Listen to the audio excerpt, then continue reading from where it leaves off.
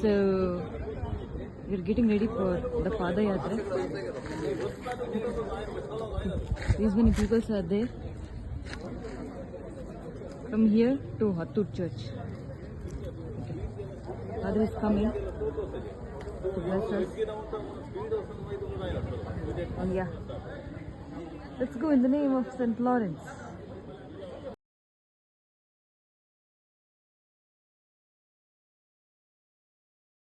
Stop of juice. Yeah, some snacks. Okay.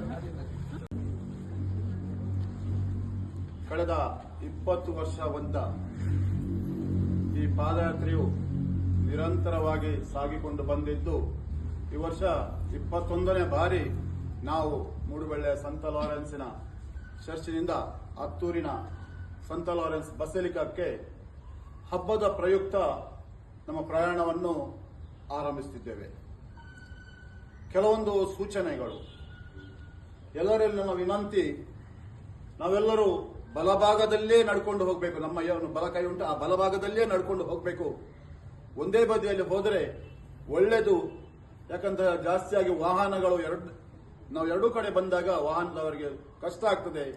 ಈಗಂತೂ ವಾಹನಗಳು ರಸ್ತೆ ಒಳ್ಳೆದಾದ್ರಿಂದ ಬಹಳ ಸ್ಪೀಡ್ ಹೋಗ್ತೇವೆ. ಹಾಗಾಗಿ ತಾವು ಬಲಬದಿಯಲ್ಲೇ ನಡೆಯಬೇಕು ಅಂತ ಹೇಳುವ ಒಂದು ವಿಚಾರ.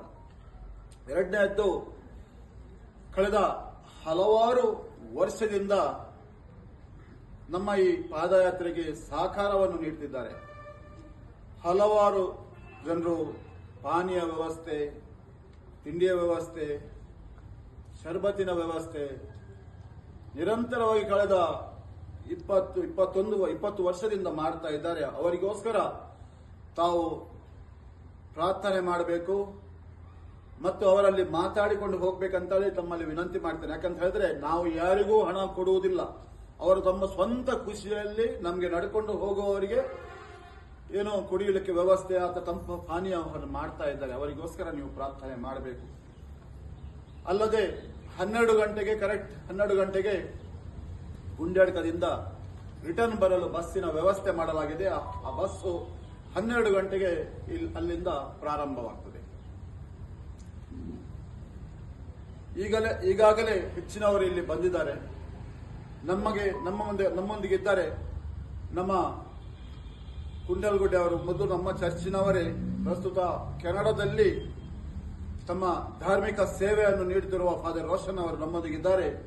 ಈಗ ಅವರು ಈ ಆಶೀರ್ವಚನದ ಕಾರ್ಯಕ್ರಮ ಮಾಡಿದ ನಂತರ ನಾವು ಈ ಶೈನಿನ ಮುಂದೆ ನಿಂತು ಒಂದು ಫೋಟೋ ತೆಗೆದು ತದನಂತರ ನಮ್ಮ ಪ್ರಯಾಣವನ್ನು ಮುಂದುವರಿಸಬೇಕಾಗಿ ವಿನಂತಿ ಮಾಡ್ತೇನೆ. 18 more kilometers to reach.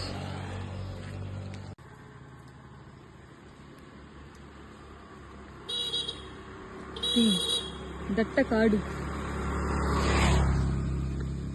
Almost it's 2 hours that you're walking and walking. Hopefully we'll reach by 8 o'clock. Now it's 6:20. It's 7:05 and we have reached Kundadi, and it's a temple over here. Okay, let's go.